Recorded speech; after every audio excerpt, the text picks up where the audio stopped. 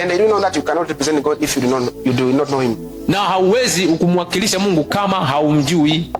If I tell you now that, kama nikikwambia leo, go and represent me in a meeting, nenda ukaniwakilishe kwenye kikao, and you do not know me, na unijui, you don't know who I am in that meeting, unijui mimi ni nani kwenye kile kikao, you do not know my agenda in the meeting, ujui nini agenda zangu kwenye kile kikao, you do not know the people you are going to meet, ujui watu unaokwenda kukutana nao, it will be a shame on you. Itakuwa ni aibu kwako. What I'm speaking is the life of some. Nini ninachongea ni baadhi ya maisha ya watu ambao wanasema wameitwa.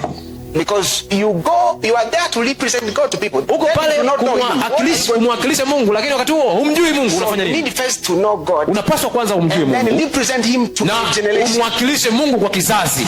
Hallelujah. Hallelujah. Representing to people. Umwakilishe kwa watu. You have to represent the characters of God. Lazima uoneshe tabia za kiungu. Holiness, utakatifu, integrity, uadilifu and power. Na nguvu.